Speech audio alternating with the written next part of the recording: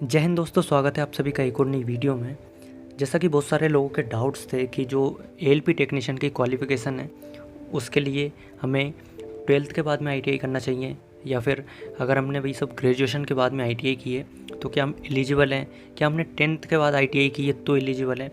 मैंने क्वालिफ़िकेशन से रिलेटेड बहुत सारी वीडियोस बनाई हैं, लेकिन आप सभी लोगों के इतने ज़्यादा डाउट्स थे कि मुझे ये वीडियो बनाना पड़ रहा है। तो आज की इस वीडियो में आपके लोको पायलट टेक्नीशियन की जो एजुकेशनल क्वालिफ़िकेशन है उससे रिलेटेड सारे डाउट्स क्लियर होने वाले हैं। तो वीडियो को अंत तक ज़रूर देखना।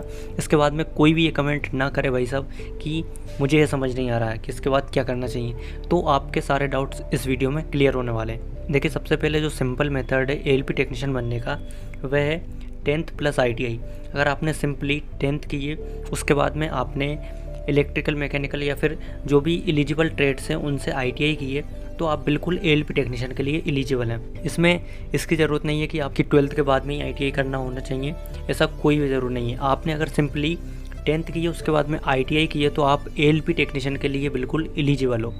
साथ में अब दूसरे लोग आते हैं, वे होते हैं कि हमने भाई सब 12th की है, 12th के बाद में आईटीआई की है। तो बिल्कुल अगर आपने 12th की है और 12th के बाद में आईटीआई की है तो भी आप एएलपी टेक्नीशियन के लिए एलिजिबल हो।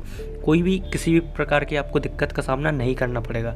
इसके बाद में अब कुछ लोगों का डाउट रहता है कि हमने 12th के बाद में पहले ग्रेजुएशन कर ली उसके बाद में आईटीआई की है। तो देखिए, ऐसा है कि आपने पहले ग्रेजुएशन की हो या फिर आईटीआई की हो, कोई भी दिक्कत आपको नहीं होने वाली है। अगर सिंपली आपने 12th की और उसके बाद में ग्रेजुएशन की है और उसके बाद आईटीआई की है तो भी आप एएलपी टेक्नीशियन के लिए बिल्कुल एलिजिबल हो। कहीं पे भी आपको किसी भी प्रकार की दिक्कत का सामना नहीं करना पड़ेगा। तो देखिए, ये तो हो गए सारे आपके क्वालिफिकेशन से रिलेटेड डाउट। इसके अलावा एक सबसे ज़्यादा जो बड़ा डाउट रहता है स्टूडेंट्स के मन में वह रहता है कि हम 10th के बाद आईटीआई करें या फिर 12th के बाद। तो देखो, इसका एक मैं सीधा सा अगर आपको आंसर दूँ ना तो ये आपके ऊपर डिपेंड करता है। क्यों?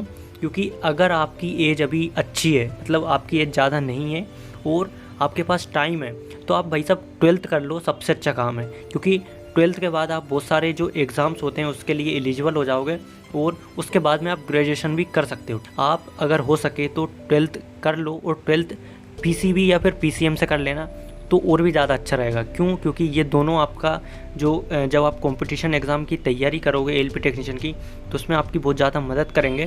तो इसलिए 12th करना बहुत ज़रूरी है। हाँ, लेकिन अगर आपके पास में टाइम बिल्कुल कम बचा है और ये आपका लास्ट चांस है, इसके अलावा आपके पास कोई मतलब टाइम ही नहीं बचा, तो आप जा सकते हो 10th प्लस आईटीआई की ओर। और इसके अलावा जो 1 साल का ट्रेड है उसमें भी आप जा सकते हो 10th के बाद में 1 साल का आईटीआई करके और एएलपी टेक्नीशियन के लिए बिल्कुल एलिजिबल हो सकते हो।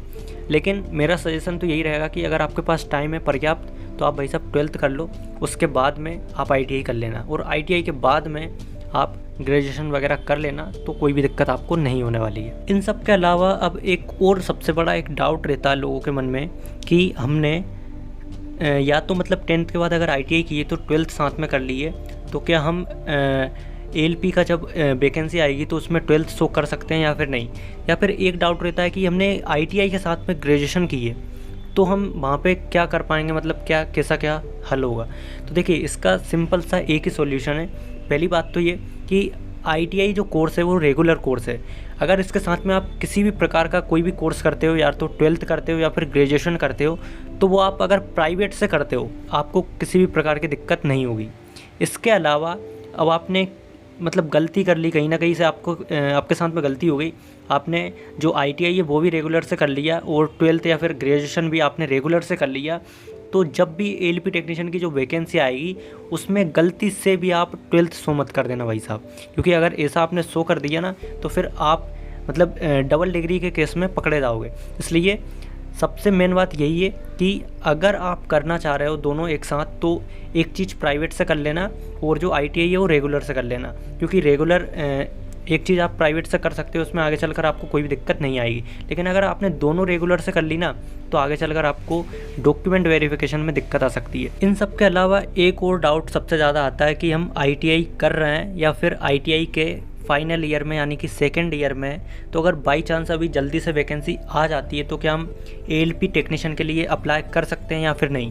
तो इसका सीधा सा आंसर है कि अगर आप या तो फर्स्ट ईयर में या सेकेंड ईयर में तो आप अप्लाई नहीं कर सकते जब तक कि आपका सर्टिफिकेट आपके हाथ में नहीं आ जाता। क्योंकि ITI और ये जो भी टेक्निकल डिग्री है वो आपका कंप्लीट होना चाहिए, उसी के बाद में आप ALP टेक्नीशियन के लिए एलिजिबल हो। तो आशा करते हैं कि आपके क्वालिफिकेशन से रिलेटेड सारे डाउट्स क्लियर हो चुके होंगे और इसके अलावा आपका कोई भी डाउट नहीं बचा होगा। मिलते हैं किसी नई वीडियो में नए टॉपिक के साथ, तब तक के लिए जय हिंद, वंदे मातरम।